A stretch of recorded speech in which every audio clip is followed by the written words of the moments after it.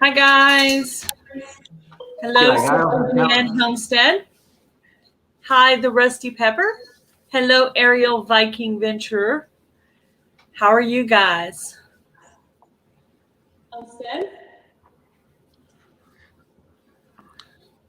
Great to see everyone in here. Welcome, welcome. Yeah, there's a few people in here. I have a moderator in here that's supposed to put up your link. So once some people, hopefully some more channels will start trickling in. I was actually considering moving my live to a different day because they were saying there's so many people on Mondays. So we'll see how tonight goes. And I've thought about moving them up to Fridays. Or like right before Simply Jan Homestead goes on, like at that 5 o'clock spot, or that 7 o'clock spot between her and Pafford Homestead. Yep. Yeah. Yeah. Well, Wednesday was always a really busy one, and now sort of people have moved across onto Monday as well. So now it's Wednesday and Monday. Friday is the busiest. When I first started, there was nobody on this day. And then right around the same time I started on Mondays, LG Homestead was on. And then I think Jared Crocker's on. And then today Boots and Bounty was on. But I don't know if that's their normal thing or if that's just because of their, celebration. But yeah, there's 700. I think they did an extra one when they got the 700. So.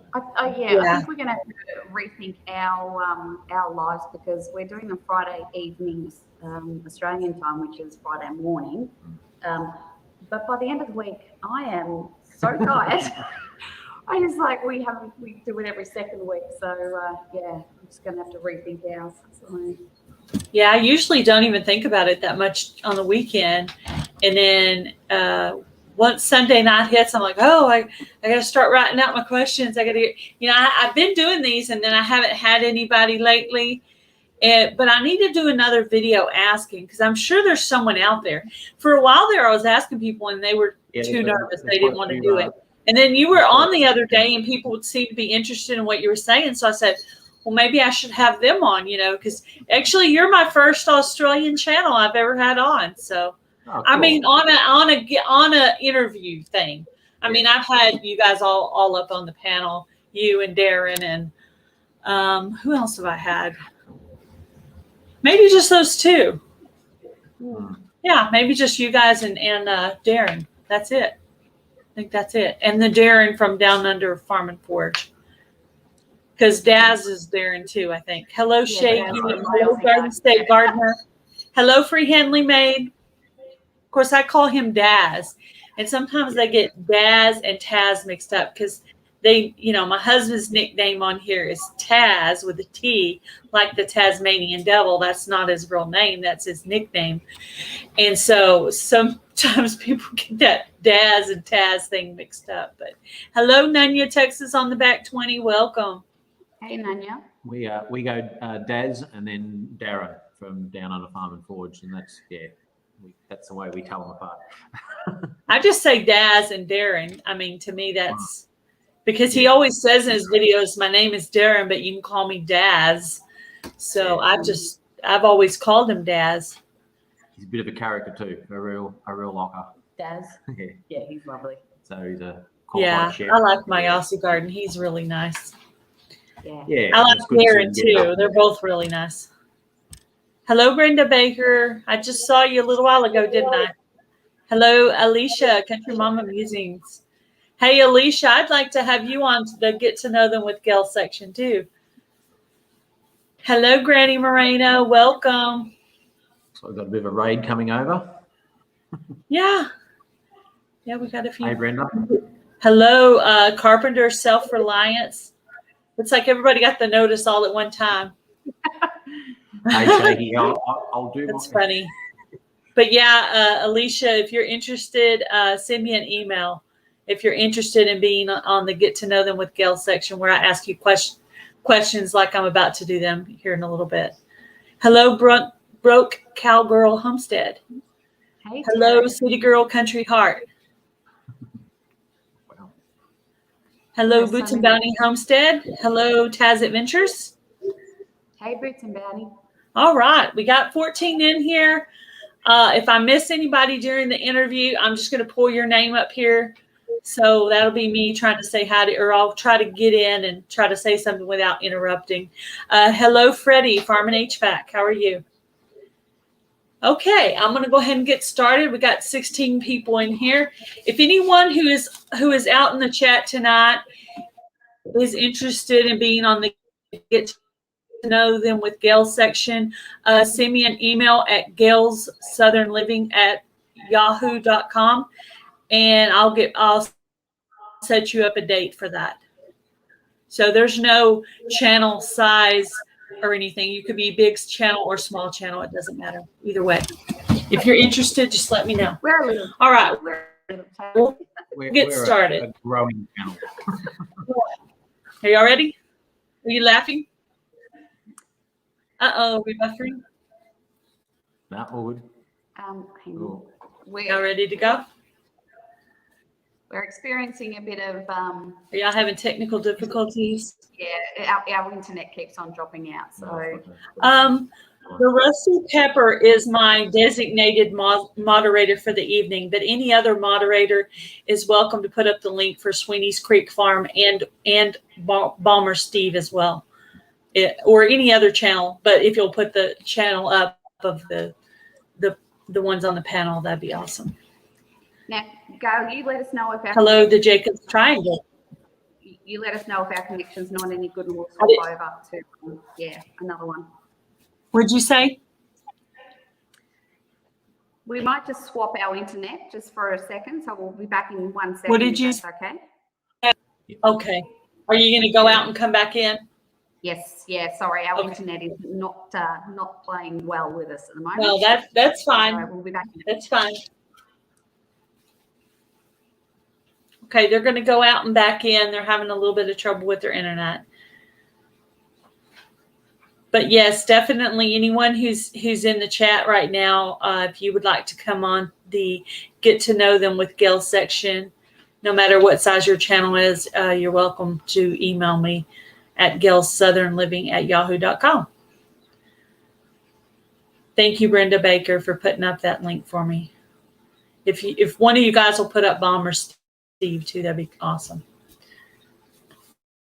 Do you want me to kick you out, or are you going to get out on your own? Are y'all going to go all the way out and come back in? Oops. Okay. There we go. Sorry about that. That's okay. Yeah. Oh, I've been kicked out of my own live several times. So hello, just Ella Lee. Yeah, I've been kicked out of my own live several times and left various people up here to, I think I've left Ed, John, the Rusty Pepper, multiple welcome Springfield Ridge Farm. Hello, Skinner Farms. Okay, are y'all ready?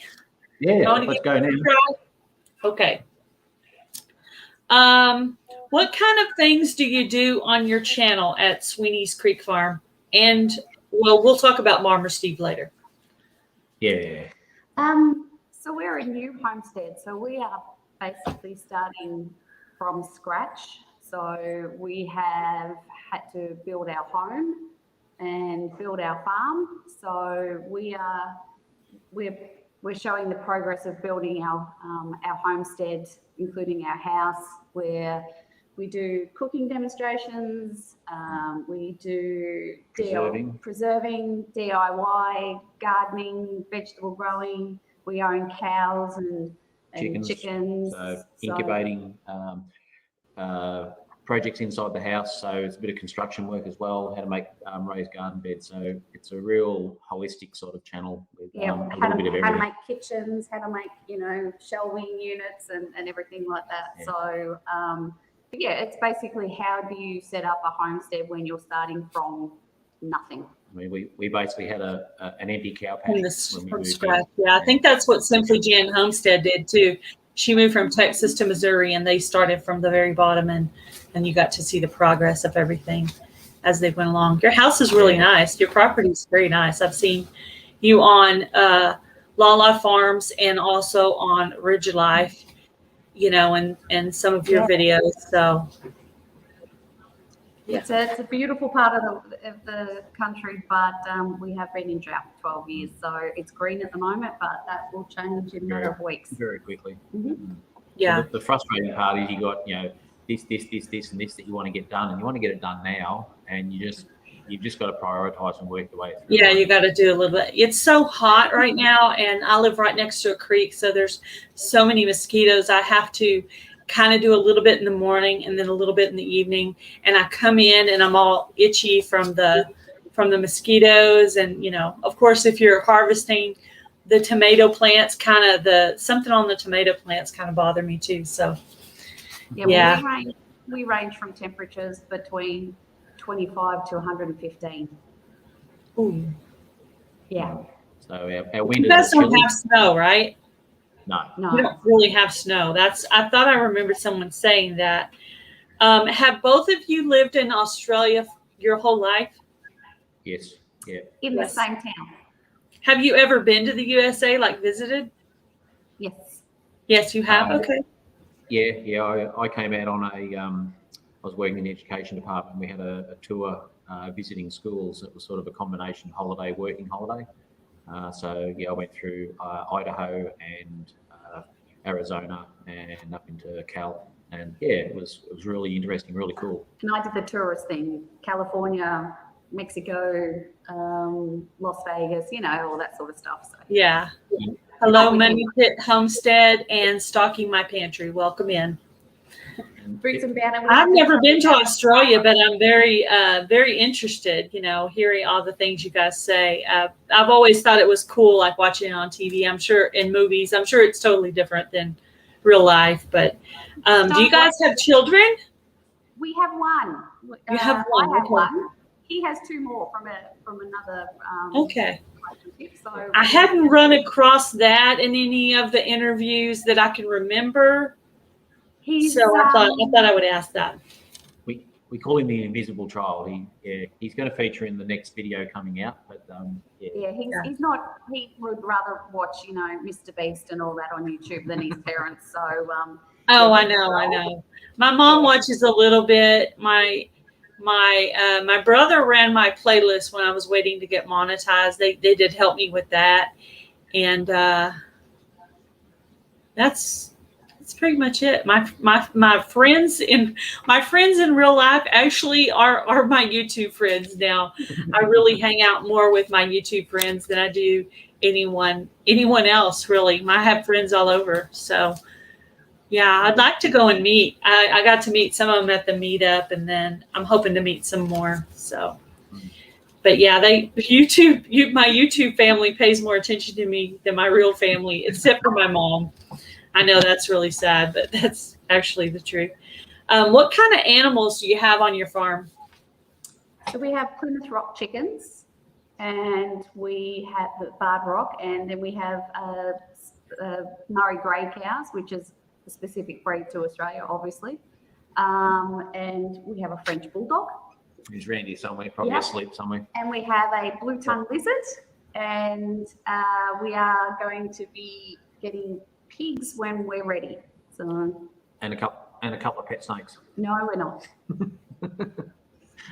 Yeah, there's a couple of animals I thought about getting, but I don't know if I will. I pretty much just have backyard chickens and cats because I actually live in just a small city. So yeah, we're on 20 acres, so we've got a little bit of room. So yeah. What's your dog's name? Her name's Shadow. And she's not much of a shadow because when we let her outside, she just runs. So yeah, we've got no fences at the moment.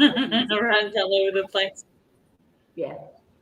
Yep. So that's it. So that's cute, very cute dog. The Murray Greys were a specific breed that was produced in Australia, but they were imported to America in the 1970s, I think. So if people are interested in the Murray Greys, I would highly recommend looking at them because they're a beautifully natured animal, and they're a pole breed, so there's no horns, which And makes they don't push fences, and they produce really good meat, and they're so quiet. So yeah, if you're looking for a cow to keep your grass down, you don't want a dairy cow, but you don't want Angus because they sometimes push on fences and everything. They're a great breed.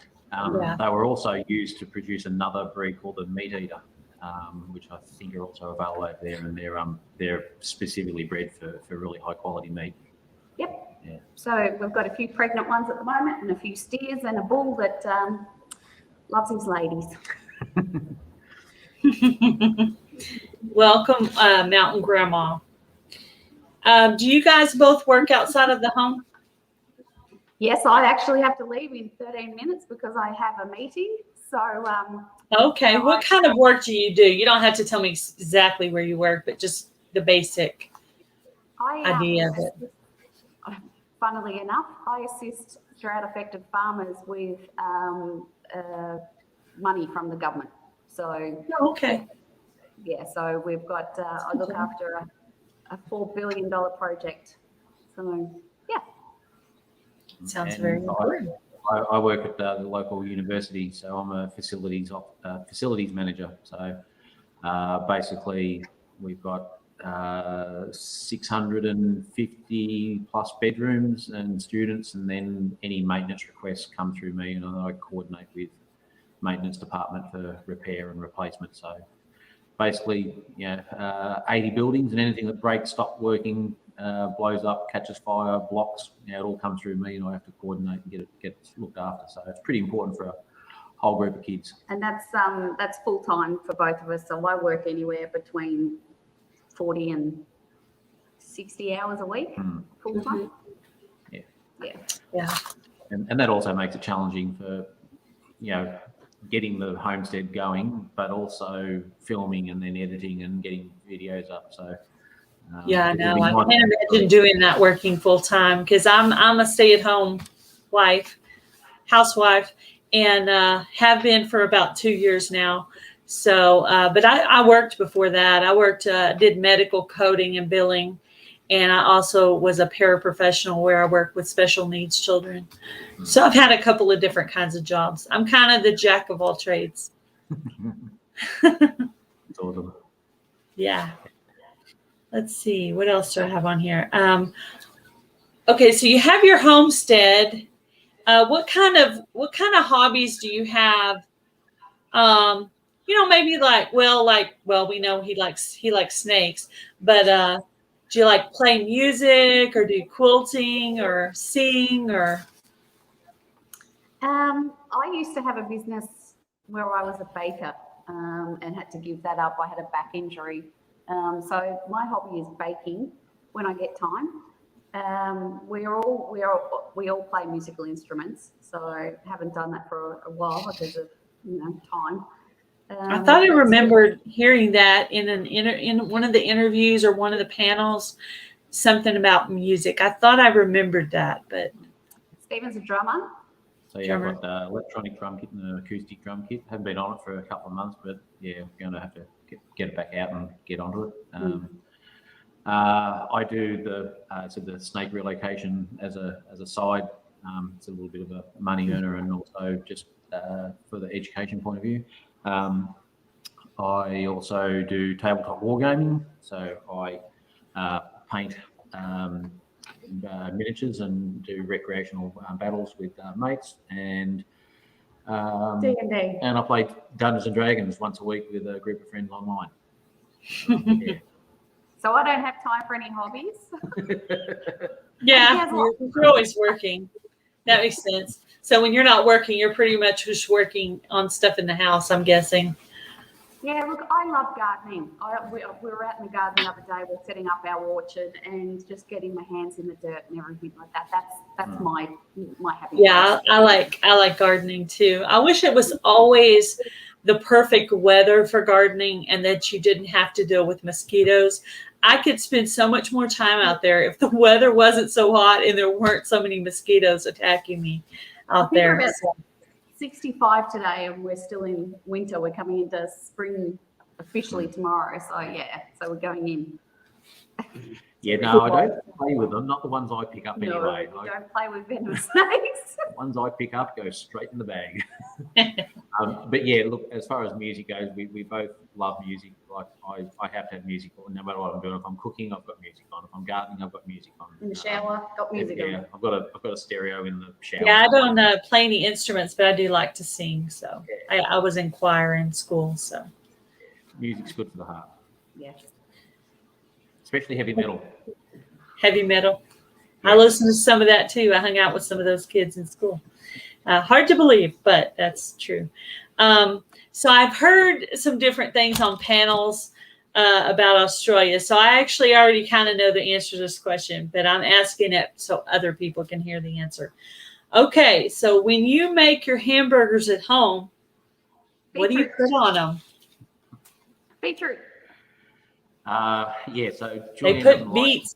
They put a slice of beets on there. Do y'all do that at home? Yes, I do. Yeah. So, you do, but you don't.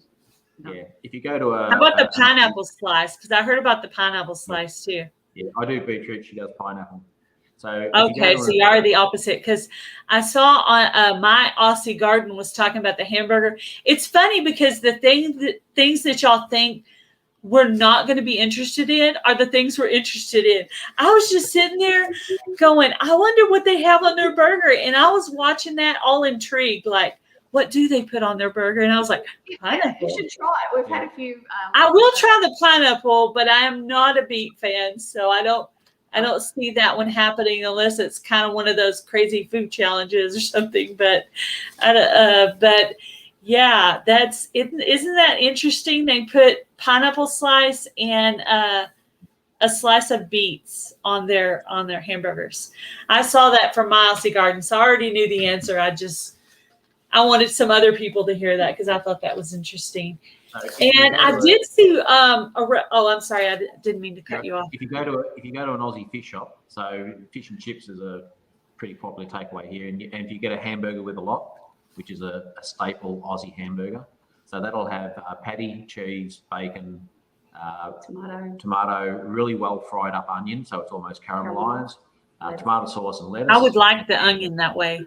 Yeah, and then you can add, ask for beetroot. It's usually not automatically put in, but they all have it, so you add it, or you can add pineapple in, bacon. and you've got to have bacon in there as well. Bacon. So, bacon on everything. That's an Aussie ham. Bacon, You've got to have an egg in there as well. Yeah. Egg, yeah. There's the other interesting thing, the egg. Yes. Yeah. The egg, I could see the egg. I don't know about the egg and the pineapple together though. Maybe just the pineapple or just the egg. Mm-hmm. But I don't think together. That doesn't sound right to me, but what do I know? I did see a video you guys had on quesadillas. Yes. Yeah. So y'all do eat kind of like Mexican type food there?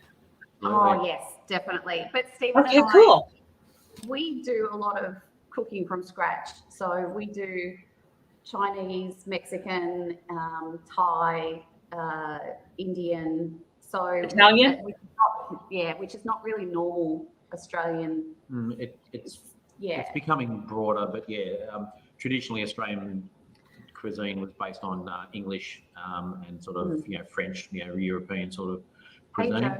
And then as our culture has changed with immigrants that have come in over the last 100 years, then things have greatly changed, particularly with Asian influences and Indian. But we love Mexican. I'd eat Mexican every second night. Yeah. Welcome, Far North Life, Joe Hupp and Plain Old Chuck. And Joe Hupp, thank you for becoming a member last week. You kind of clicked in at the end of my live Friday, and I didn't get to thank you, so thank you very much. So what would be considered like a dish that you guys have there that we don't eat? What can you think of something maybe that might be unique to Australia? Meat pies. Probably the meat pies would be the most common one. Meat pie? Yeah. So it's another common takeaway. Like a pastry. With beef and gravy and all that sort of stuff inside, and then Yeah, with the lid. As far as sweets go, probably one called Pavlova would be one that would. Lamington? Lamingtons, yeah. Lamingtons are basically sponge cake dipped in chocolate, wet chocolate, and then coated in coconut. And But I think because Australia has such a diverse ethnic culture, we've just stolen stuff from everyone. So that's, which is, yeah. Our food cuisine is a real melting pot now from right around the world. Yeah. But Vegemite would be the one as well. Yes. Vegemite, yeah, that's what the Rusty Pepper put. Welcome, Flower Folk. I gotta say it slow. Flower Folk Farm. Sorry, is her name Anita? Is that right? I haven't got my list open of people. I'm hopeless with names, so yeah. Oh, okay, I thought her name. And let me know if your name's Anita. I'm just seeing if I remember. It's been a while, so you get on YouTube. Homestead Aquarius. Hi, Robert. Yep, we're stuck.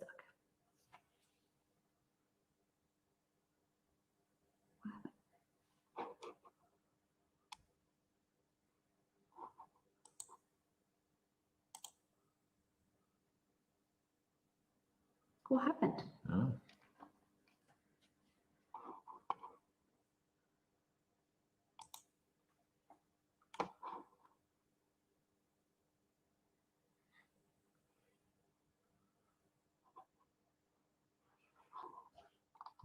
Wonder if she's frozen up. I think Gail's frozen. Are we still on? Can people still hear us? Can you still hear us? Gail froze. Yep. So, Okay. so it's just us. Oh, there we go. Yep. So we're hosting this. We're going. Are we out? Okay. I don't know what questions. Glad I didn't let rip with the usual stream of Aussie swear words then. So I know. It's like, what's going on here? And even better is the fact that I now have to leave because I have to go and do some work. So when I think, there she is. Yes. I told you I get kicked out of my own live sometimes. Welcome, Homestead Aquarius. Robert, welcome to the live. I'm going to leave him with it. I've got a meeting for about 10, 15 minutes, so I might come back. So. Okay. Thank you. Thank you for coming on. Bye, everyone. All right. Let's see. You've only got the worst half of Sweeney's Creek now. Oh, let's see. Okay. How big is your property that you're on right now? So our property is 20 acres. Originally, it was a 60-acre farm that was in one family for a long, long time. It was used as a cattle farm, and then the patriarchate family passed away, and it was handed down to his. I think he had 8 kids, so they decided to subdivide it up into 20-acre lots and sell it off and reap the benefits and go off and enjoy their life. But we got to meet the whole family. They came out for a last sit around the bonfire gathering, and we came out and met them. And they were really pleased to see that we were going to. That's neat. Yeah, and we sort of gave them the rundown on our plans for the farm, and they were really happy with it because it was a pretty special parcel of land to their dad. Apparently, he loved being out here, and you can tell that it's been used for a long time because there's little bits of metal and old hinges and bits of farming implements that you dig up all over the place. It's a typical old Aussie farm. So, so we're on 20 acres. We've got it split into 2 pieces. So there's 15 acres down the back and 5 up the front with the house. And the front section will have ours. We've just put in a 1-acre orchard. We've got raised garden beds to go in, and down the back will be rotational grazing with the cows, chickens and pigs. Is the plan. Welcome, Ray, Urban Grandpa Prepper. Welcome, Darren, Down Under Farm and Forge. Let's see if I got everybody. Yes. On the better looking one, mate. Sorry, Julianne just left. I did remember her name right. It is Anita. So that's good. I thought I remembered that. I have a pretty good memory. Once I hear it, I can usually remember it. Okay. Let's see. I got my whole paper here full of questions. Awesome. Let's see. How much water do you have to bring into your property? And what is the water used for? Like what part is the house and the yard? Because I know there's a thing with that. You have the big, I don't even know what that thing's called. Yeah, so we have a big water tank. A big jug, but that's not the right word. Yeah, we just call it a water tank. So we're too far out of town, so we have no access to town water, even though the main supply pipeline is just up the road up here. And town water might come in this area one day, maybe, but not for a long time. But so we're basically, the only water we have for the house is what we catch on the roof, which then goes into the tank. So the tank is a 35,000 gallon tank. It's about half full at the moment. And so that's our domestic water supply. We have a self-contained septic system, which leaches all the treated water out into a field, which we're going to be growing grass and flowers on. And then as far as watering the stock, we don't have a dam on site at the moment. That's one of the plans. Once we get a bit of spare cash, we've got a guy lined up who's going to dig out a couple of dams for us, so we'll be able to contain some runoff groundwater. The interesting thing with groundwater here is that once it hits the ground and starts to run away, you can have a dam, you can get a permit and actually set a dam up and catch it, but you can only use that for watering stock. You can't pump it back onto your property and irrigate with it unless you have another permit, which is called a water right. So they're put in place to protect the water flow and the water catchments as they flow into the rivers. So that's why those sort of requirements are put in place, which can make it a bit tricky. So the other thing I have access to is I've got a token from the Water Authority, and there's a big standpipe just in town. So I've got a 250 gallon water tanker that I take in and put the token on and load it up with water, and that's how I water the cows, make sure they've got water until we get the dam set up. So water is always an issue here. We get very, very few. I think we range between 16 and 20 inches of water a year in this location. That's not much. No, when you compare places like Georgia and Florida and places like that, it's crazy low. But yes, our ecosystem and our land has adapted to that low water. It's a dry land, and our plants and that have adapted to that. So farmers have to adapt as well. Yes. Welcome, Frugal Farmer Channel and Garwin Jandera. Welcome to the live. And then Garwin or Jandera is up in the wet zone up in Queensland. So so she doesn't have as much water problems there. Yeah, well, it varies. So they still go into drought, but their seasons are reversed to ours. So when we're getting our wet time, they're dry up there, and when they're dry up there, we're hopefully getting our wet time down here. But it doesn't always pan out in Queensland. Even Queensland up in the tropics can get into very dire straits with their water supply, which makes it challenging. So my questions are kind of in a random order, not like a professional interviewer. Fine. So we're going back to food. We're going back to food here. Yeah. Go for it. Okay. So what do you call a cookie? Like a chocolate chip cookie, oatmeal cookie, peanut butter cookie? What do you call it? Biscuit. A biscuit. Or a biscuit. So then the question is, what do you call a biscuit?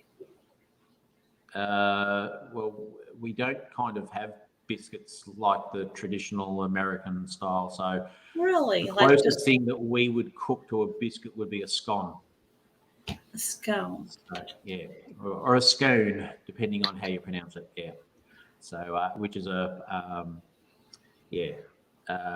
we tend the large, thick biscuit that you have in America is not really seen much in Australian cuisine. Yeah. We just assumed biscuits were everywhere. We assumed everybody had biscuits. Okay, I think they're also in a lot, and this isn't written down. I just came up with this on my own, but isn't there something about a lolly? What's a lolly? A lolly is what you guys would call a sweet. So A what? a sweet or a candy. Oh, a candy. Candy. Okay. Yeah. We call them lollies. Yeah. So if we're going to the shop for some lollies, you might get the tube snakes or toffees or whatever. They're all lollies, lollipops. Yeah.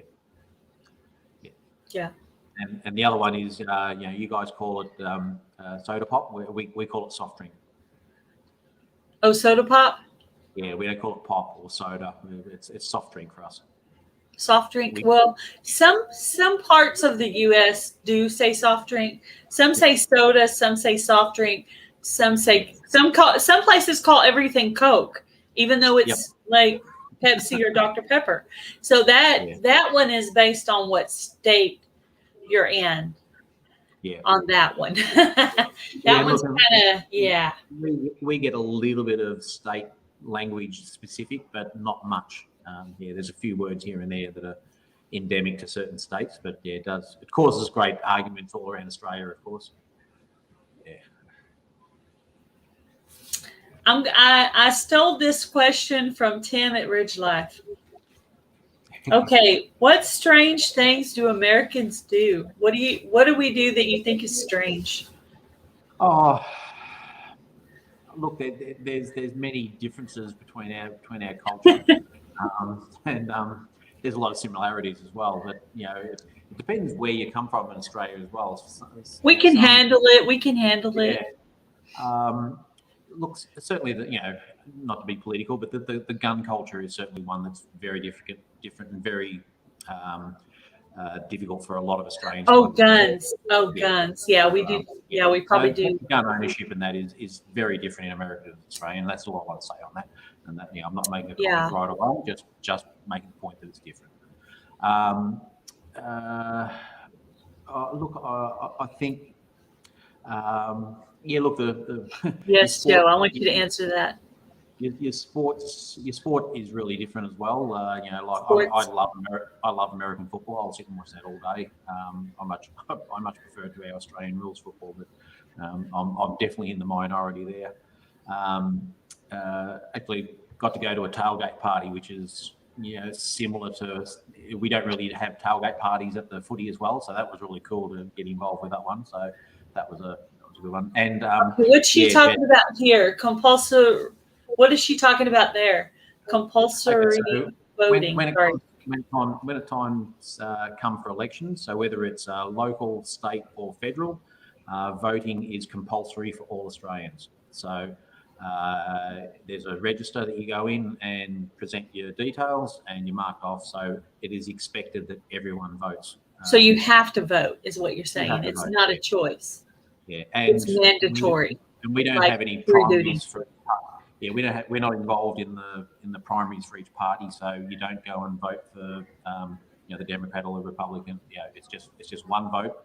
The parties themselves put forward their candidates, and we just go in, and if you don't vote, then you have to explain to your reason why. But usually you'll be prosecuted and fined for not voting. Wow. Yeah. Which this would be a crazy vote if everybody voted here. I tell you. Ooh. Well, it means that you get 98% of the people, you get their opinion, whether they want to or not.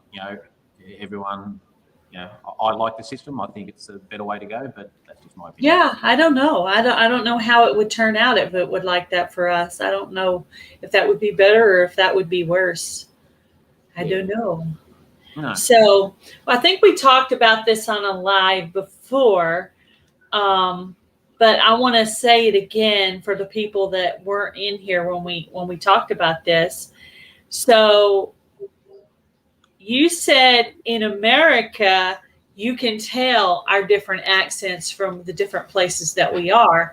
But in Australia, you're kind of like universal. Because I asked you on the live, I think last time you were on with me, I said, do you guys have accents from each other, or do y'all all kind of sound the same, and do we sound different? And then you answered that question, but I don't think everybody was here to hear that. I thought it was interesting. Yeah, no, definitely. There are some slight nuances with people from different parts of Australia. There are some words that a Queenslander will use that a Victorian doesn't. but generally the Australian accent is pretty well the same right across the country. It has changed a lot, as in the last 50, 60, 80 years, as we've had Greek and Italian and Vietnamese immigrants that have come into the country. So the actual vernacular of our language has changed a lot as well. So there's sort of ethnic dialogues and ethnic takes on the Australian accent as well, which have changed it.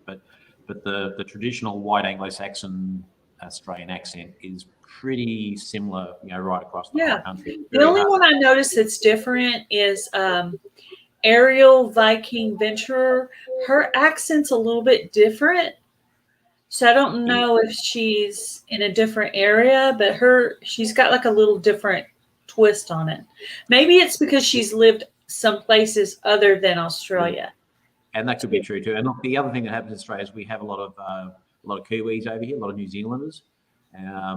Being the two countries are so close, we're only separated by the Tasman Sea, or we call it the ditch.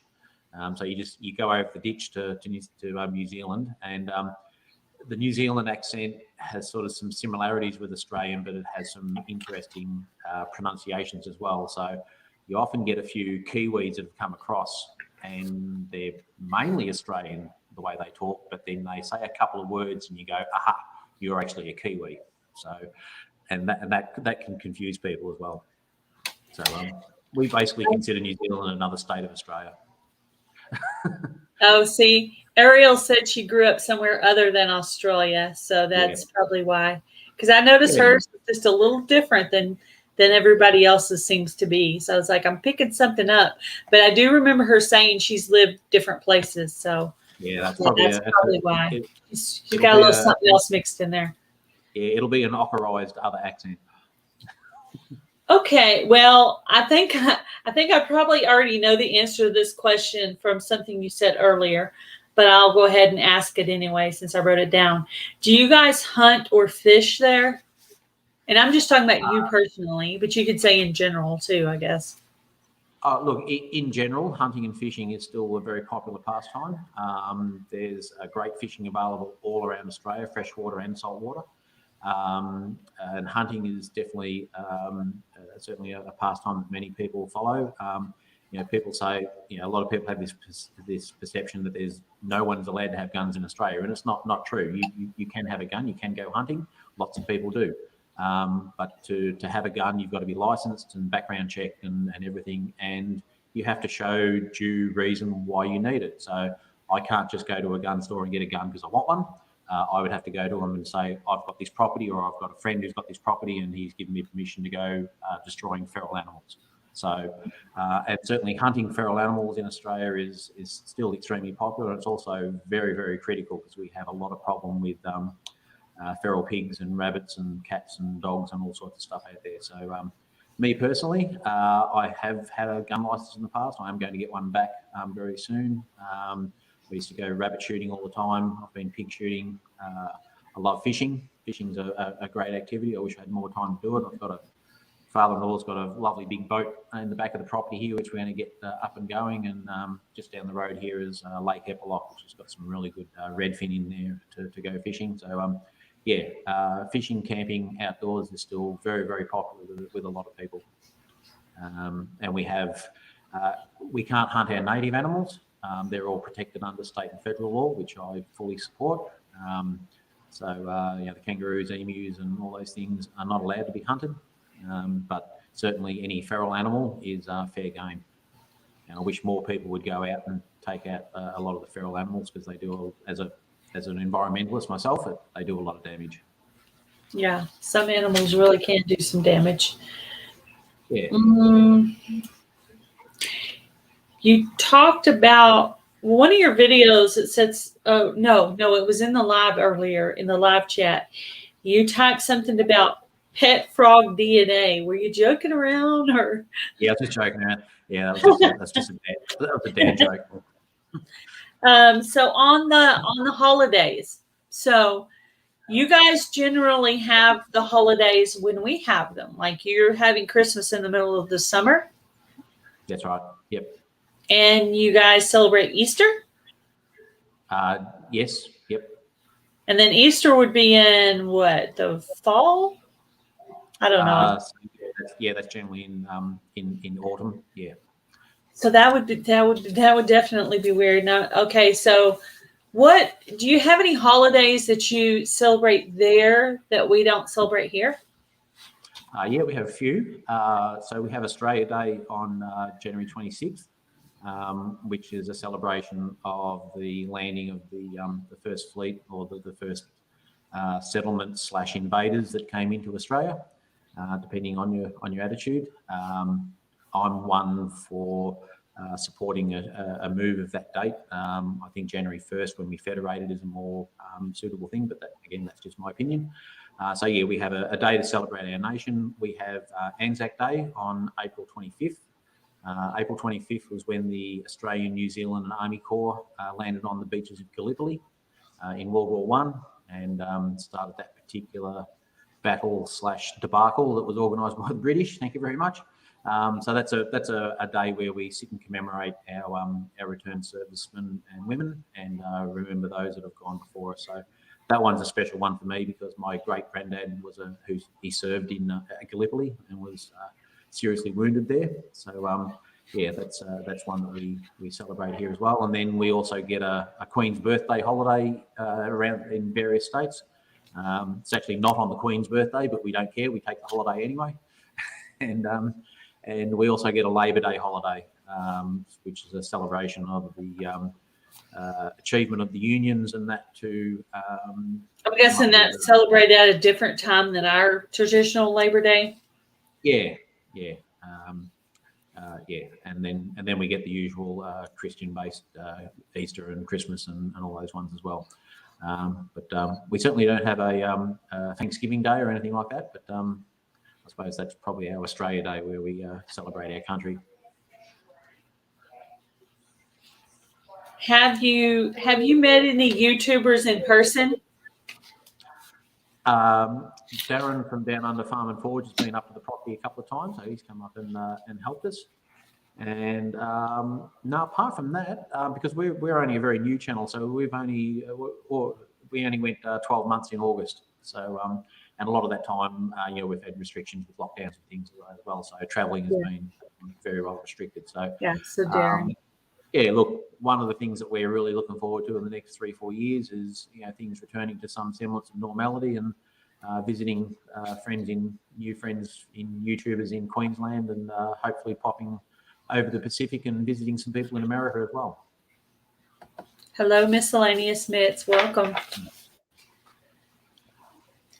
Yeah, I went to that Pryor, Oklahoma meetup, the big one. And that was a crazy event there, let me tell you. We're planning, once we can, once things are back to a bit of normality, we're planning to have a bit of a gathering here for the Australian YouTubers. Have an Australian meetup? Yeah. I mean, we've got to get. Good. I hope you guys will do a lot of like videos and lives like how we do here, so we can see what y'all doing what you're doing at yours. Welcome, Modest Moon Gazer. We've got a bit of work to get, a bit of infrastructure put in place, but once we've got that there, we can have a few people here, and we'll be good. Let's see. I have to ask the typical question. Do you have any kangaroos in your area? Thank you, Gardner. I encounter kangaroos all the time, so it's. I'll just move the camera. So. I think I remembered you saying something about putting up a fence. Yeah, so just out there is our orchard, and then the side of the house, out those big double doors there. And I was sitting here eating my breakfast yesterday, and there were 6 kangaroos just outside that, outside eating the grass out there. So we get kangaroos on this property all the time. They're on the roads, jumping across as you're driving. Quite occasionally, you have to be careful when you're driving. And where I work in at the university, there's a lot of kangaroos, and they're quite used to people, so you can actually get up quite close to them, which I've done on a few lives from different people in America. But, welcome. Yeah. Finding happiness in all you do. I'm sorry. Were you saying something?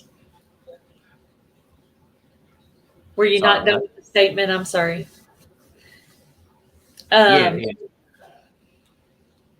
So yes, the comment from Homestead Aquarius. Yeah, I haven't met any real YouTubers yet. Only Darren. On one of the panels, Garowin from Jandera showed a map. Maybe it was on her panel, on her live. She showed a map of where all you guys are in relation to each other. And that's what Darren was talking about in his comment up here. And I did see that, but I knew that you guys had met someone because I remembered watching that video, but it's been a while. So I just thought I would ask that question. But yeah, I know you guys, when she showed the map, we could see how far apart you guys really are, because I think some of us think that you're in a smaller area than you actually are. And you're really you're like the US, you're more spread out than what you think. The interesting thing that a lot of people don't realise is if you get Australia and move it and put it on top of America, it's basically the same size. Hoops from Western Australia is on the other side of Australia, so he's like from Florida to California away.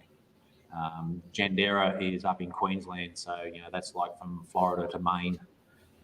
So we're in central Victoria, so I'm about an hour and a half drive from Darren and about an hour and a half drive from Daz. They're sort of the closest ones to us, but the rest of them are... Daz and Darren are the closest to you? Yeah, the others are 20, 25-hour drives away. Joe Hupp, when you're referring to Kim, are you referring to North and South Homestead? So I'm assuming Rick is Rick from Lala Farms. I know you're talking about Jan, so the only one I don't know you're talking about is Kim. And the only Kim I know is North and South Homestead. So just curious.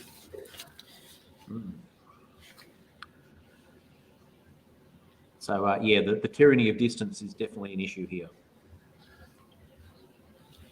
What is this question? This question comes from my husband. This is one of the couple that he gave me today. He said, "What is the deadliest snake in Australia?" Okay, so we're really lucky here. Yeah, lucky. We've got basically 6 of the top 10 most venomous snakes. So if you're talking deadliest from the point of view of just venom toxicity, the ones that are the most deadly is number 1 is the inland taipan, which exists in a very small pocket of area in outback Queensland into Northern Territory. So it's in a very small area. They're very rarely seen, but no one's actually died from an inland taipan bite because they're just really rare and not encountered very often. In fact, the only bites have been recorded with people that own them as pets. So the second most venomous snake on the planet is the eastern brown snake, and that is the most commonly encountered snake on the east coast of Australia, and the one that I encounter about 95% of the time. So it's actually responsible for over half the deaths of in Australia from snake bite. So it's a very shy, scared, flighty snake. So when it's cornered, it's going to arc up and fight for its life.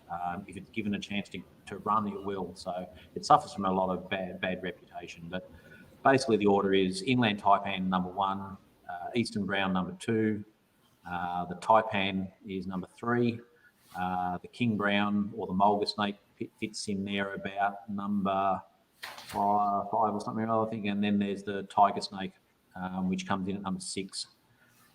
We also have red belly blacks and spotted blacks, and a few others as well. So we've got a lot of snakes with high venom toxicity that are quite encountered around the place. But to look at what's the most deadliest, you've then also got to look at behaviour, and you've also got to look at other factors like treatment and ways of mitigating. So the most deadliest snake on the planet which is responsible for anywhere between 30 and 50,000 deaths a year, is the Sawtooth Viper, which lives in India, Pakistan, Bangladesh, Sri Lanka, those places.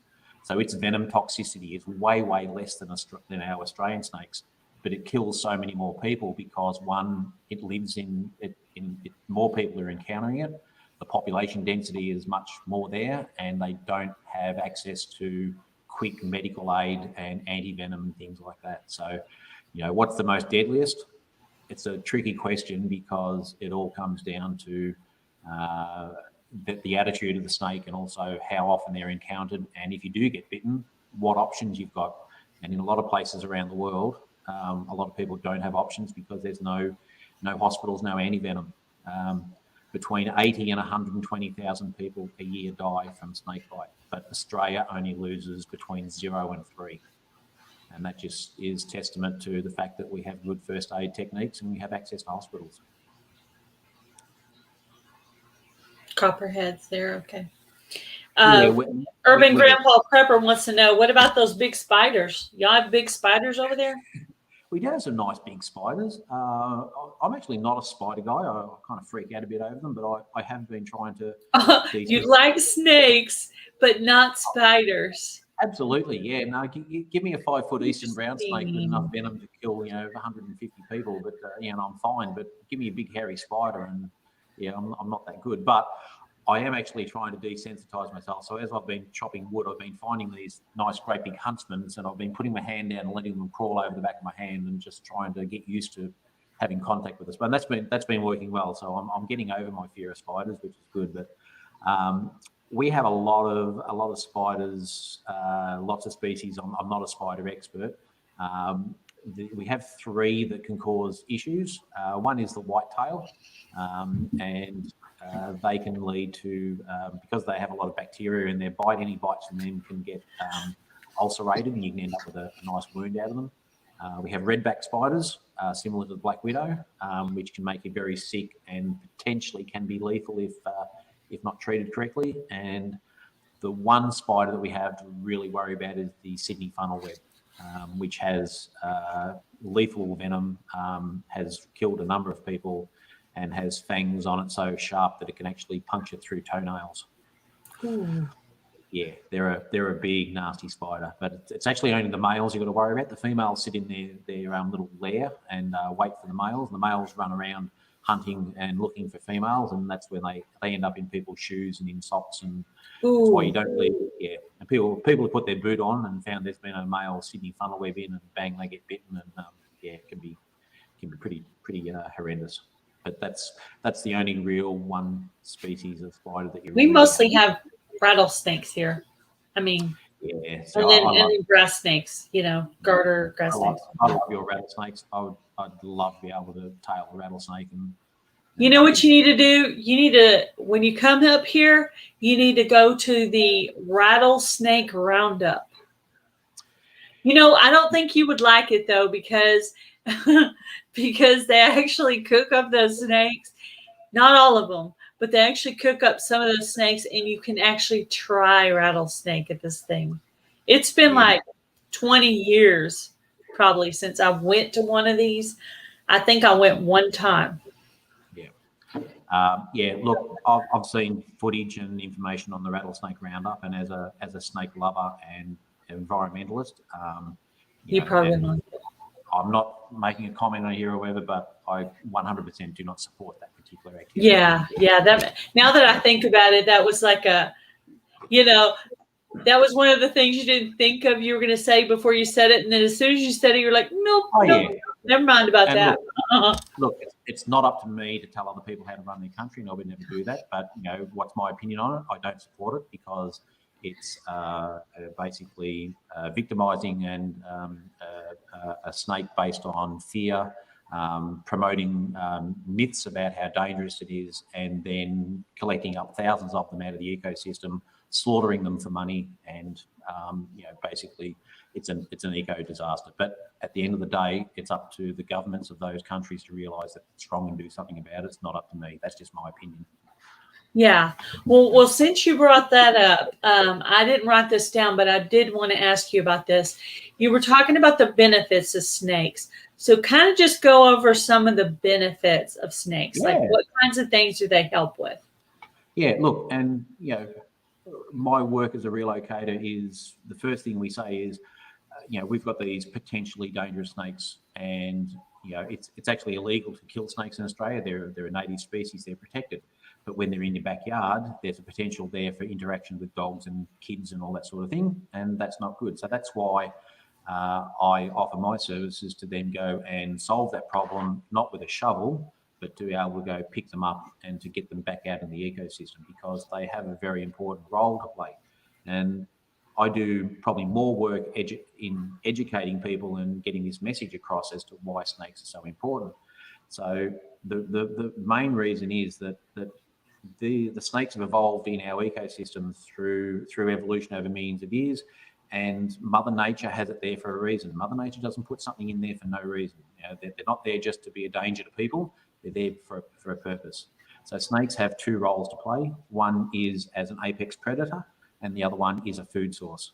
So snakes are very important for the control of rodents, rats and mice.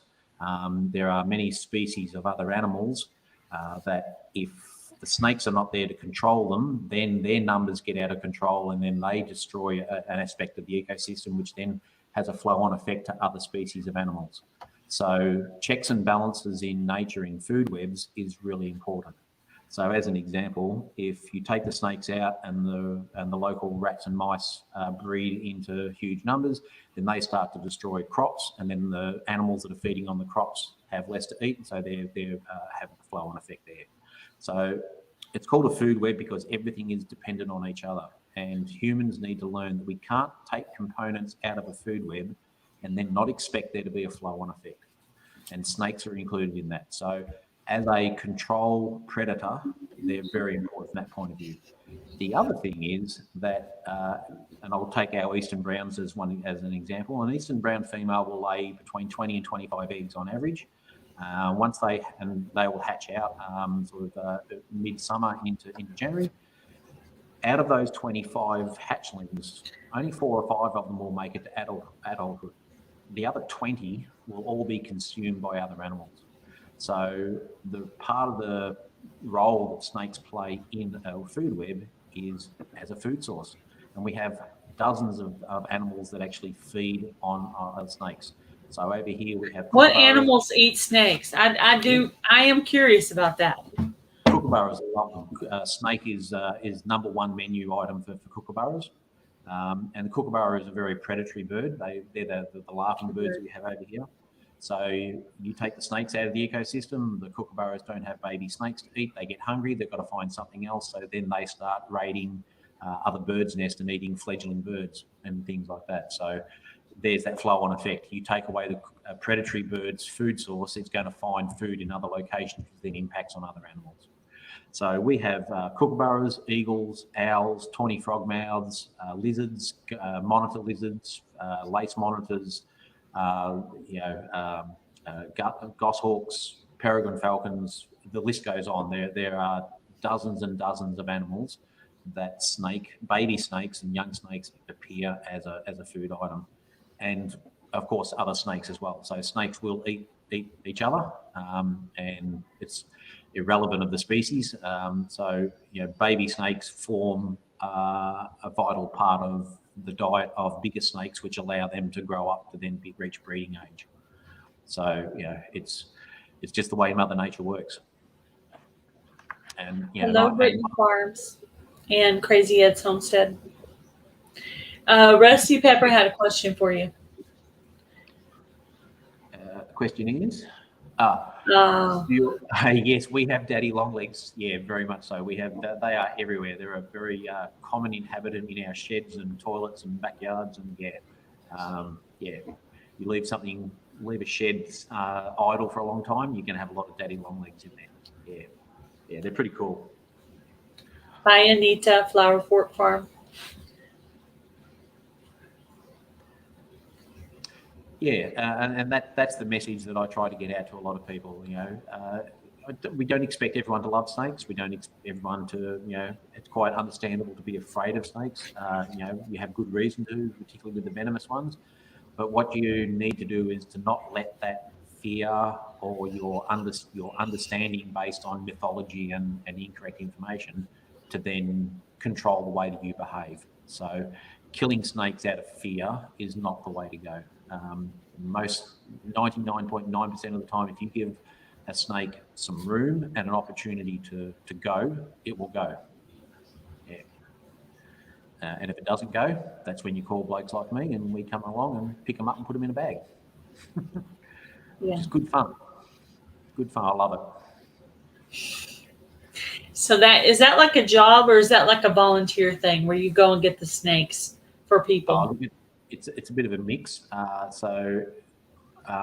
There's two companies in Bendigo now that I work for and help. So I'm basically just a backup guy. Because I work full time, I can only do it when I'm not working.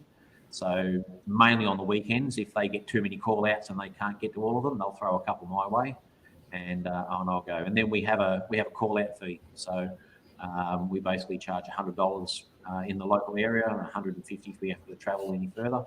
And basically what happens there is if we turn up and we'll check the property, if we don't get the snake, we at least do a full inspection to make sure the property is safe. And the company that I work for, we actually give them a month, and we will, if the snake reappears in that month, we'll go back and no charge to actually have another go at catching it, which no other relocators in Australia do that to my knowledge. But we just do that to help people out, because we understand that it's a fair bit of money, but it's also the government won't step up and provide funding for our service. So we just have to. It's basically a user pay, which is unfortunate, but that's just the way it is. People say, I don't want to be spending all that money. Well, if you want to get bitten by the snake and end up in hospital and lose, for 2 to 6 weeks of wages because you're recovering from a snake bite, then the $100 doesn't look too bad, does it? Crazy Ed has a comment for you. Yeah. Oh, anytime, Ed. I'll jump on the plane. That's a long trip to get a snake, though. I think it might be gone by the time he gets there. And and Darren's got the best advice there. Just walk away. Give the snake some room and try not to fall down as you're walking away. Oh yeah. I've had a few of the tripsies, but my favourite saying is, "No one has ever been bitten by a snake leaving it alone." Yeah. And unfortunately, I don't have any pet snakes at the moment. I've only got the pet blue tongue. It's the only Australian reptile I've got, but I am going to change that soon. How do you treat a snake bite? Now, this is where this is a difference between Australia and America. The first aid treatment for American snake bite is different to ours because our snake venom operates differently. So because you have rattlesnakes and pit vipers, the treatment over there is totally different, and I'm not an expert on that. So that wouldn't be a good advice to give So my advice to of course, we're about half and half here. Half of these people are Australian, half of these people are American. So the best advice I would give American viewers is to go and do some research on American first aid for snake bites, and go through your local ambulance division or whatever. There'll be videos out there to show you what to do. In Australia, we've actually got a video on our Sweeney's Creek channel page on how to bandage up an Australian snake bite. Yes, that. Yeah, so it's basically a compression bandage. So snake bite in there, the venom in an Australian snake is going to travel through the muscle, not through the blood supply. The venom, the fangs are very small, and it doesn't penetrate very far. It basically only needs a scratch to get that venom inside. Once it's in the muscle mass, muscle movement then gets the lymphatic fluid inside your muscles to move, which then transports the venom. So the treatment for an Australian snake bite is to then compress that muscle with a snake bandage, and the snake bandage has a rectangle on it, and when you stretch it to the right tension, the rectangle becomes a square. So you wrap that arm all the way up, and then you put a splint down the side, and then you wrap it again, and then you lay absolutely dead still and you wait for the ambulance to come and get you. So the concept is that compression is like squeezing a sponge. If you squeeze a sponge and put it into the water, it won't absorb water. When you bring it out, it's basically dry. So you compress because if you move, it'll spread, right? So once you're bitten by a snake, that is what will kill you. It's the pumping of the muscles which pumps the lymphatic fluid. Once that lymphatic fluid with the venom in it reaches the base of your neck in your lymphatic system, there's an interchange between the lymph system and the blood system. So the venom then jumps across into the blood system. And with an eastern brown snake, once the venom hits your blood system, not from the bite, but once it travels, once it gets there, you've got about 30 minutes and you're dead. Can one of you guys put up the link for Bomber Steve for me? One of my moderators. Yeah. Let's see what Homestead Aquarius said here. So the three factors with an Australian snake bite is compress, splint, don't move, and wait for help. That's the best. Yeah. It's good advice. Yes. Yeah, and that's great. And there are more and more people around the world understanding how important snakes are and offering that service of relocation. And nobody wants them around their backyard and inside, around their house. We understand that. That's why we offer the service. No one says you have to have them in your backyard, but you shouldn't be killing them. There are other options available. Yeah, thanks, Joe. Shadow's a cracker of a dog. She's funny. Yeah, he saw her. He must have saw her in the background. I saw her go by a while ago too. A little while ago. While ago. That sounds very southern. While ago it went by. Yeah. Yeah. Oh boy, I catch my own self sounding like I'm from Texas sometimes. Let's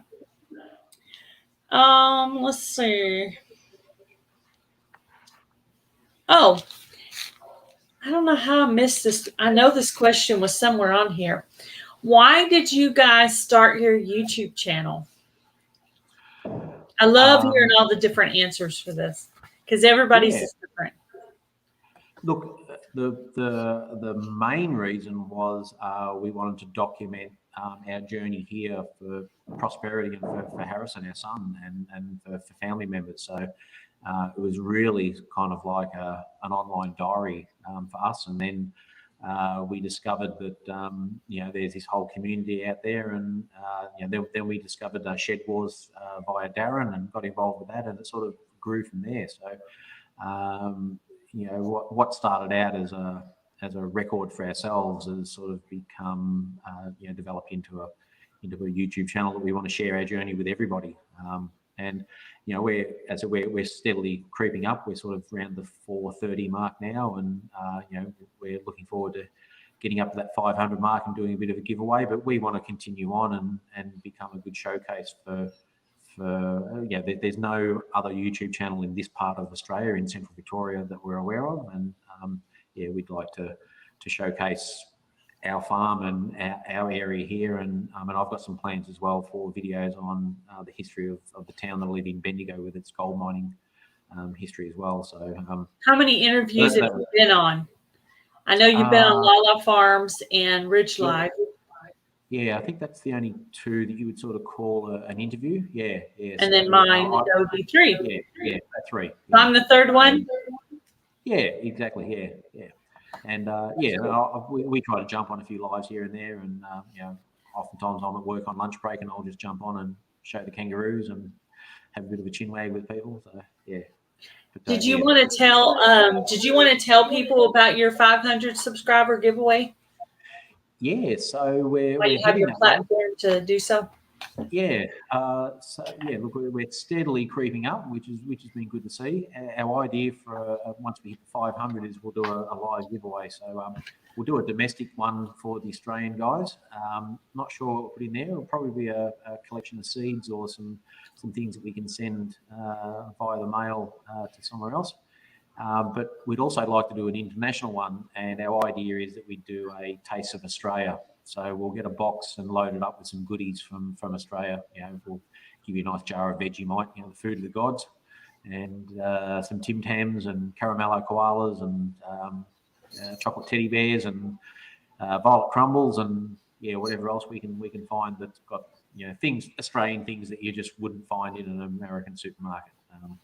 And we'll send that one off overseas and hopefully get a video from the recipient as they open it up and try it out.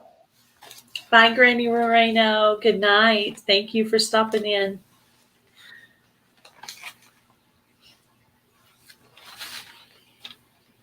Yeah, so that's our ideas for our 500. So hopefully we'll just.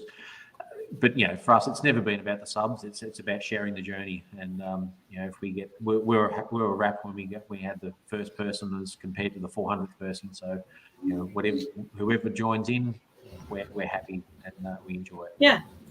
Well, when y'all get close to that, if you need someone to share it on their community page, you're welcome to email me to do that for you, or anything else you might want to share. Just send me an email, and I'm glad to share that out for you.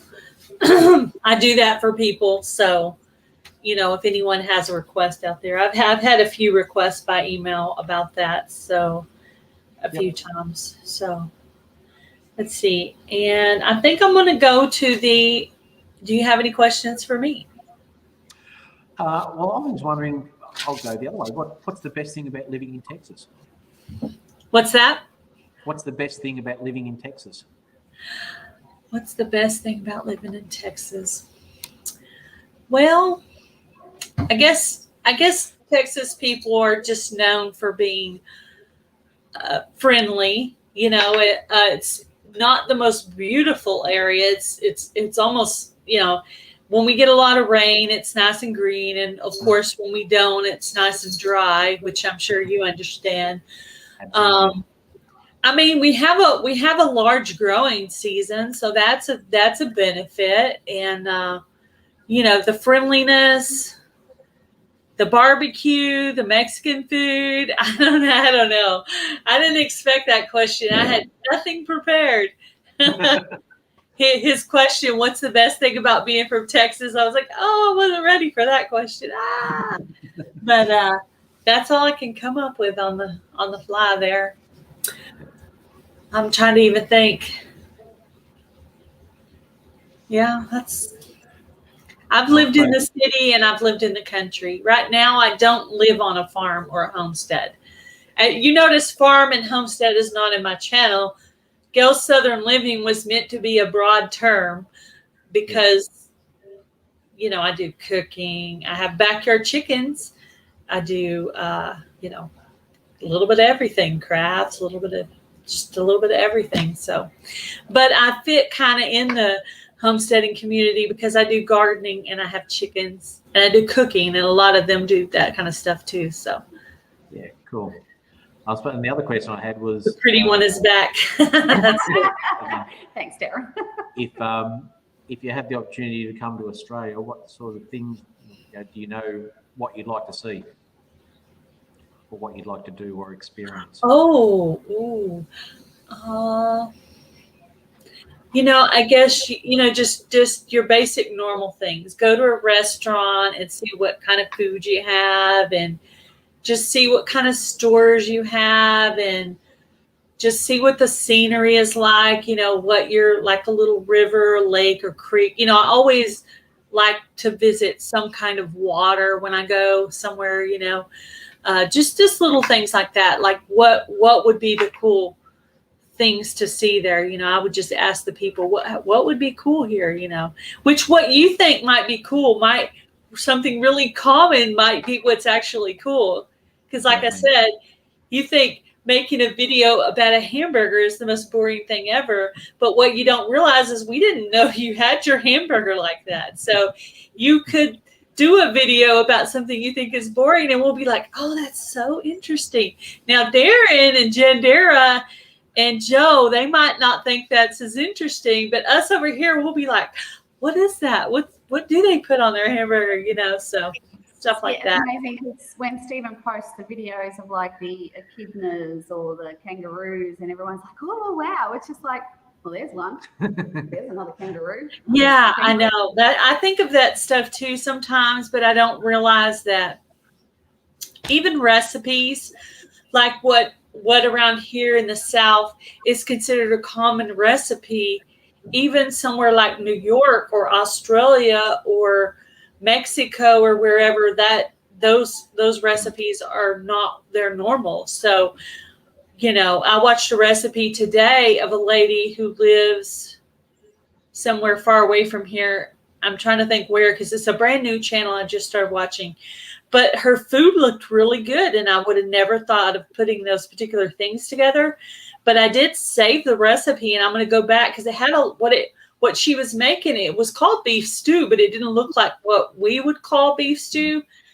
But she put a lot of vegetables, or a lot of her garden vegetables in it. So I saved it, and I thought, I'm going to go back and watch that and try to repeat that again, because I thought that was really interesting. Just the way she did it was totally different. It is interesting, what you can enjoy when you're in another country. My trip to America, number one, the most interesting thing was the helicopter ride over the Grand Canyon. I mean, it's hard to beat. It was sensational. But number two was when we were staying in Boise in Idaho, we went for a trip down to a high school, and it was on the very outskirts, sort of the rural outskirts of quite away from Boise. And we went to the local small town and went to the cafe, and we had a coffee and that. And I got to walk around in a small rural city, and I went into the back blocks, and there was unpaved roads, and and just and the railway track was there, and a big double-decker train came past, and just to walk around in a suburban precinct and have a look around and just see the comparison between here and there. That was one of my highlight memories from the trip. And, you're not going to take tourists to see that, but it was just interesting to see that particular. Yeah, it's the things. I had always wanted to see. You got to get up. Okay. I had always wanted to go visit Montana, and my sister-in-law is Free Handling Maid. I'm sure you know. Do you know that channel? Okay, that's my sister-in-law. So she lives in Montana, and I had wanted to see Montana for like over 20 years, probably, since I was young.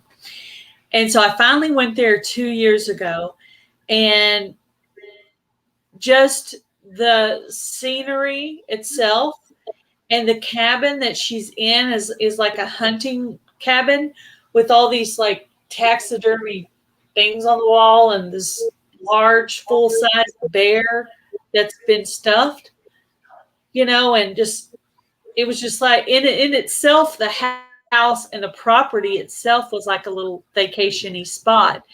And just very common things are what you wanted to see. The scenery, just what different things. They had like, what do they call them? Oh, the Mennonite. They had the Mennonite stores there. Oh, that's neat. What is that?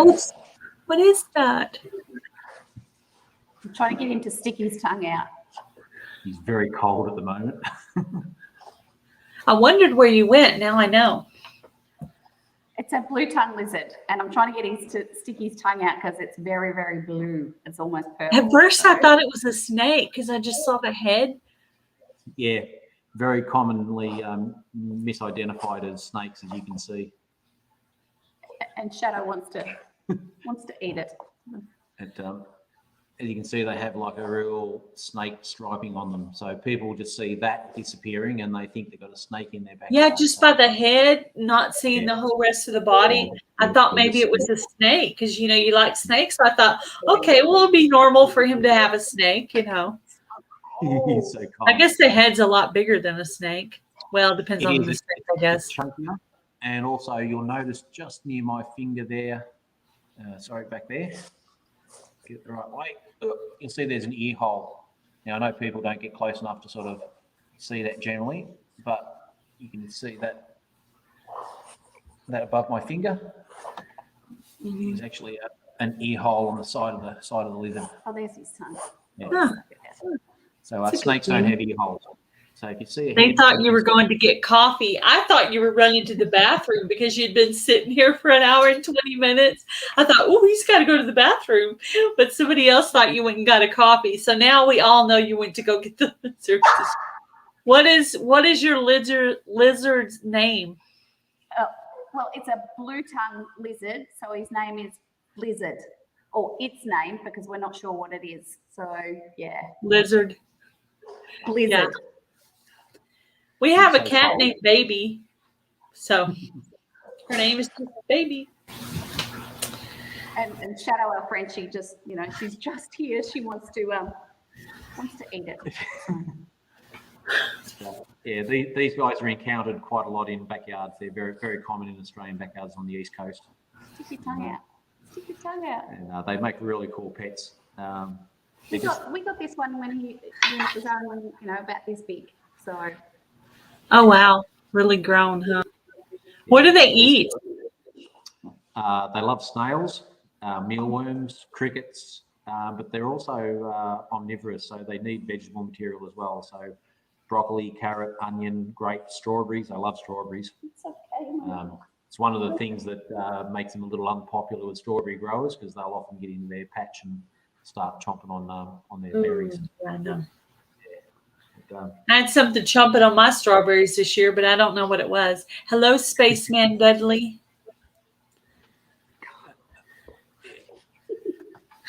He's crawling all over you. So where do you keep him? Like in one of your bedrooms in a aquarium thing? I've got an enclosure, an aquarium out the side here. It's got a heat mat and a UV light in there as well. So these guys, if they don't get enough UV, can't process the calcium in their diet, and then they end up with a bone disorder. So that's the only thing you've got to make sure you provide with them. How big do they get? Fully grown is 60 centimeters, which is 24 inches. So, yeah. A little bit. So he's full grown. No, he's not quite full grown yet. Almost. He's about 45 centimeters. Okay. So he's got another, probably about that much more, about his tail length to go, and they get a lot bigger and a bit fatter. What is it, Shadow? Does Shadow like him or no? Shadow would eat him. Oh, would eat him. Okay. Yeah. French bulldogs were bred as rat hunters, so they've got this hunting gene in them, and they just He looks pretty calm though when she's holding him. Well, maybe not. She's shaking so much. Is she? Oh. But even the ones in the wild, you can pick them up pretty well if need be. So he's sticking his tongue out a little bit. When they're warmed up and a bit more active, they open their mouth and stick their tongue out as a display. Oh, there he goes. There's his blue tongue, and they'll spit that out as a go away and leave me alone message. He's really cool. How do you get the bugs that you feed them? How do you get it? Do you go outside and pick them, or do you buy them, or do you buy your mealworms that are dried like you feed chickens? We breed them, and we actually get dried ones, but we also go to my mother's place, and she's got a lot of pot plants, and we lift up the pot plants and get out all the slugs and everything. They love slugs. So just as you're gardening and you find them and you pick them up, earthworms, you throw them in. You'll like them occasionally. I do that to my chickens. Yeah. So we collect from the environment, but we also purchase some as well. He has a barbecue fuel substrate on the bottom, those little wood pellets. So they're the substrate in his cage. And when you feed him mealworms, he doesn't get all the mealworms, so they end up down in the substrate, and then they breed in there. So he's basically got a constant supply of beetles and mealworms in there as it goes along. Huh. So, yeah. She's going nuts. Yeah, I'll go put him away. Don't let her out. No, Probably doesn't come inside very much, right? No. She's going crazy trying to hide it. She runs around because he's outside and she can see him from one particular window. So she just sits there nearly all day just like staring at him. So, she's quite fond of trying to eat him. We don't know if it's a boy or a girl because it's too hard to tell with them. So yeah, we have a fish. We don't know if it's a boy or girl, but it's called Tinkerbell, but we shorten it to Tink. But we have a Picostomus that started out little and then is now like pretty good size.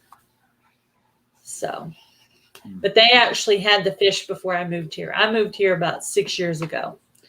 So, But that fish is probably going to live forever. Yeah. It seems like, I don't know. Yeah, well, like another common pet in Australia is the sulphur crested cockatoo. A lot of people have those as a pet bird, and they can live 80 to 100 years. We don't need any pets like that because they just fly around our property. So We've got sulphurs all around the place. They're really cool. Wow. yeah, so they're the white, you might have seen them, white parrot with the yellow crest. So yeah.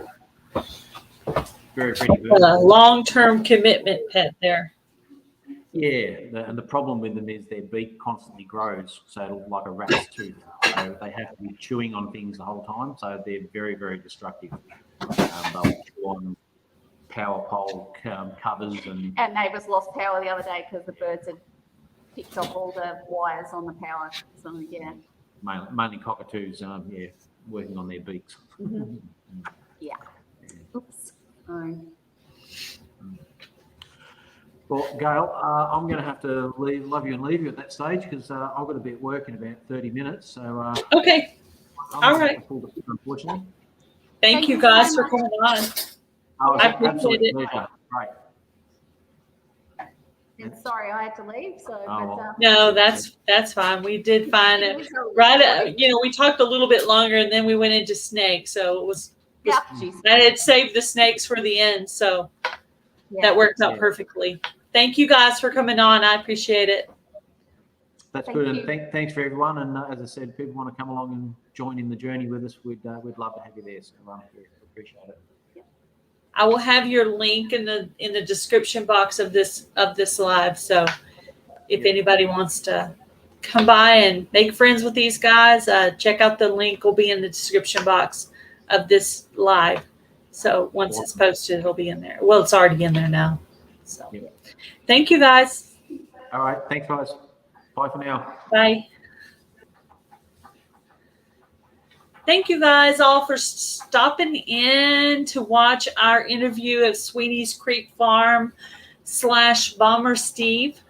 If you guys will go check out their channel, there's Sweeney's Creek Farm is their channel together, and bombersteve is his channel by himself. Thank you, Joe. Thank you. Joe, you are in my video today. And Garden State Gardener, the Rusty Pepper, and Joe Hupp, you're all in my video today, just so you can all go and check it out. So if any of you guys are interested in doing an interview on my Get to Know Them with Gail section to help promote your channel or just get some exposure to your channel, please just send me an email to gailssouthernliving@yahoo.com, and I will try to set that up with you guys. And if Monday is not good for you, I might set it up on a different day. So you guys have a great night, and see you later. Bye, guys.